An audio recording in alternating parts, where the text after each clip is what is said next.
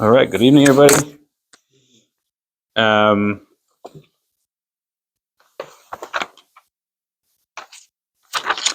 Okay, just before we start, there is supposed to be a fast tomorrow, the 17th of Tammuz.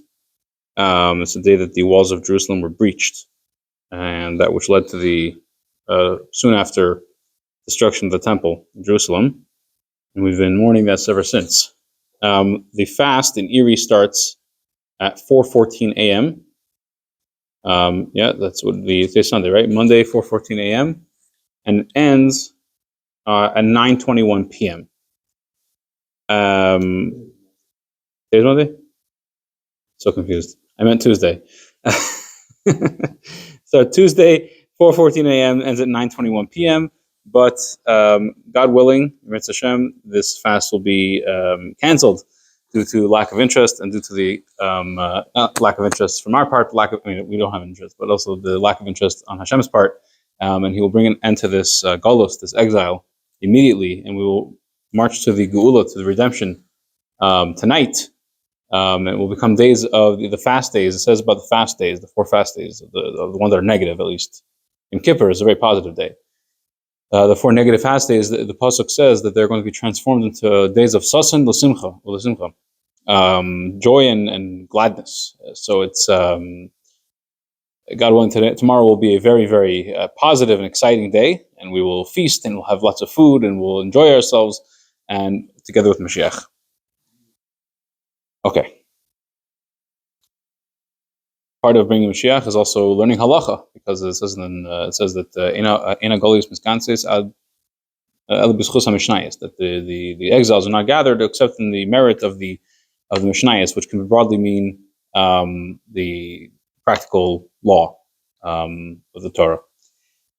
Okay, so we're going to continue our conversation about Tevilas Kelim, immersing vessels. Seif Dalid, the 4th law in chapter Siman 120, which is the main discussion of Tevilas Kelim. Okay. Do you need to tevel a bottle opener? So like a bottle, like you have a wine bottle, has a cork inside it, and you have to use a corkscrew to go inside and pull it out. Or they have fancier ones you could pull like that, or not. They even have electric ones also nowadays. The question is, do you need to tevel it? It's a kli seuda, seemingly. It's something that you use for food. Technically, it's used at a meal. I guess you open the bottle with it. So it fits that category. If it's made of metal, and it usually is, it fits that category as well. And if it's purchased from a non-Jew, so what is the status of this thing? So I want to read. I'll stay outside, better. The Shulchan Aruch, the Code of Jewish Law, discusses in the word of the Shulchan Aruch, it's a trifadish. I'm sure everyone pronounces it differently, but there's no vowels in the Shulchan Aruch. A trifadish is a trivet. Trivet is basically, it's a metal thing. In this case, we're talking about metal.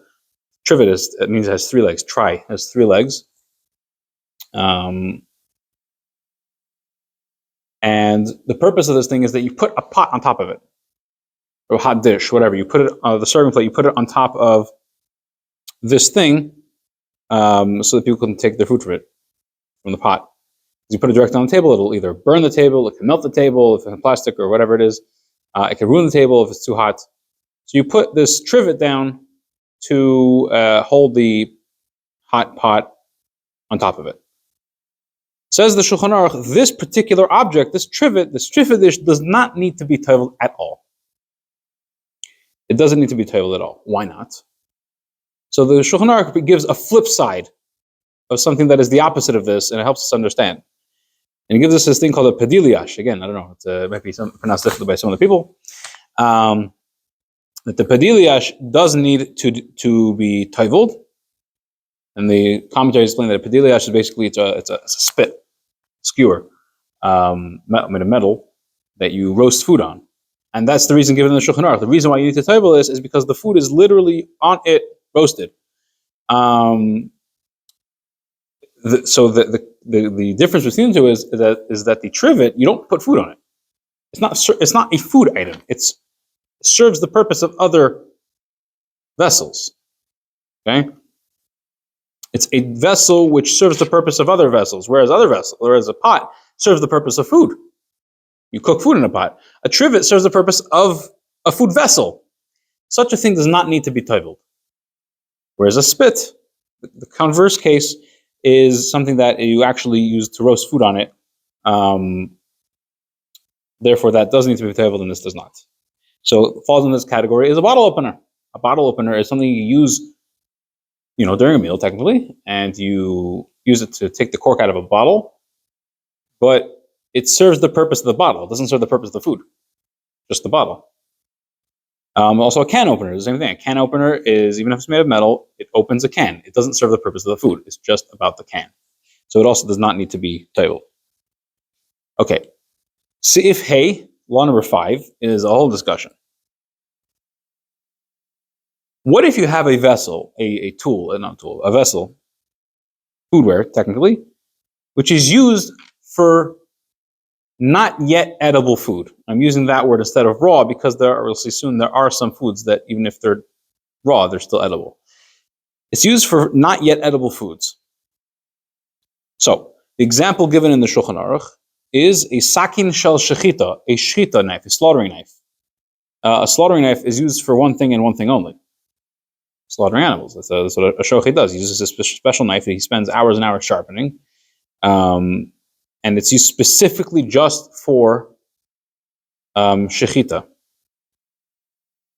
So the Shulchan Aruch, the Rabbi Yosef Cairo, the author of the Shulchan Aruch, he writes that a sakin shel shechita, a shechita knife, does not need to be toiveled.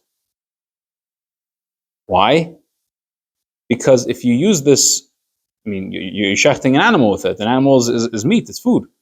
So the idea is that when you shecht an animal, the food is not, the meat is not yet ready to eat. You have to salt it, you have to take out the blood out, you have to cut it up, you have to cook it. It's not ready to eat yet.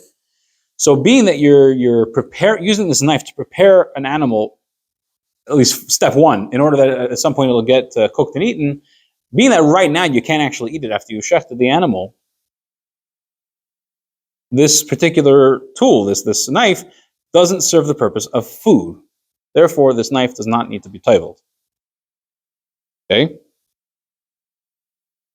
This is following the opinion of the Mordechai, famous commentary on the Gemara. Then it comes along the Ramah. So the Rabbi Yosef Cairo, he's the author of the Shulchan Aruch, and he's the Sephardim follow his rulings for the most part, and we as Ashkenazim follow the rulings of the Ramah, Rabbi Moshe Isserles, who has his comments on the Shulchan Aruch. He says like this. He says there is a different opinion about this, the opinion of the Tashbates, and he says that such a knife does need to be toiveled. And in Shulchan Aruch language, needs to be toiveled means needs to be toiveled with a blessing. Okay?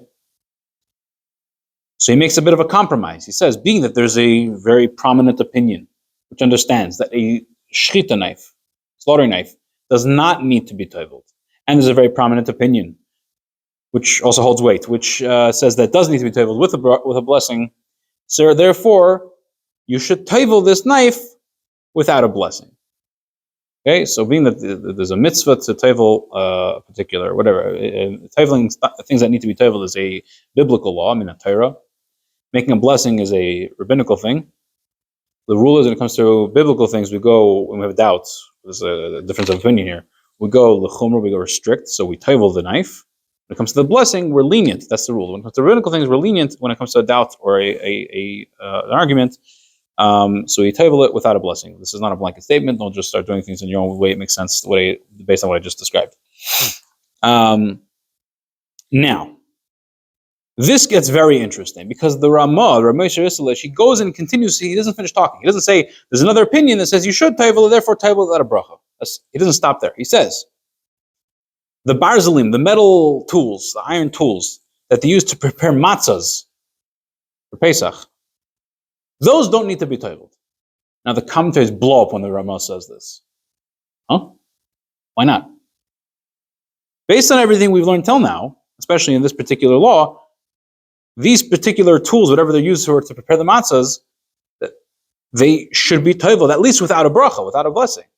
Because what's the idea? You make the matzah. I don't know exactly what these barzalim, these iron things are, but let's say it's the things that put the holes in the matzah. They have like a special tool that they roll it over the matzah, and it puts like these spikes come out of it, and it makes the holes in the dough. Matzah dough is not matzah; it's just dough. It's a circular dough. It's not really edible. You have to bake it in the oven first, then you can eat the matzah. So it's a similar category to the shrita knife. It's preparing. It's used in food prep, but it's not really food yet. You can't really eat it yet. Based on this logic, this particular tool that's used for the matzah should be toiveled without a blessing, just like the slaughtering knife. Why does Rabbi Moshe why does he make this distinction between these two things? They seemingly should have the same law.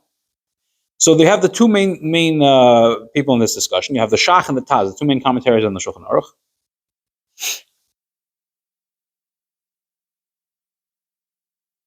The Taz says, no, you should toivel it without a blessing.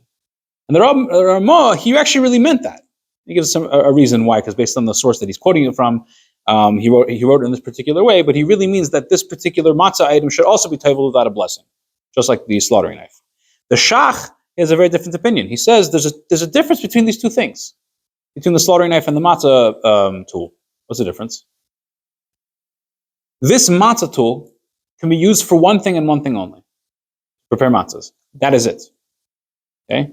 You can't use it for any other thing. You can't slice an apple with this matzah tool. It just doesn't work. But a slaughtering knife, yes, it is only used for slaughtering, but it can be used for other things. You can use a slaughtering knife to cut an apple, to cut your challah for Shabbos. You could if you really needed to. I wouldn't recommend it, but you could in theory. Being that you could use it for other things that are actual food, so it needs to be toivel, at least without a blessing. But this thing used for the matzahs is strictly used for only things, for the matzah, this dough, that you can't eat. And you can't use it for anything else. So that is a different category. It's toiveled without a blessing. Practically, we rule like the Taz, that when it comes to these kind of things, we toivel it without a blessing. What is an example of this? A not best example of this is a vegetable peeler. Okay? You peel potatoes with a vegetable peeler, right? Potatoes are raw. You can't eat a raw potato. At least I don't think you can. Okay? Raw potato is not really edible. You have to cook it first. Okay? But you can also peel carrots, cucumbers with a vegetable peeler. You can eat carrots and cucumbers raw, no problem. Being as the case, you would need to table that actually with a blessing, because it's used for carrots and cucumbers, which are straight up food. You could eat it as is. So a regular vegetable is tabled with a blessing. Let's say in theory, this is a better example for this discussion. If you had a vegetable peeler, which is not a vegetable peeler, it was a potato peeler. For whatever the reason, this particular peeler is only used for potatoes. It's designed in a specific way, let's say, I don't know why, but it's specifically designed only to peel potatoes, raw potatoes. You don't use it to peel cucumbers, you don't use it to peel carrots or anything like that, just potatoes for this raw, inedible food. We would rule that you have to toivel it without a blessing.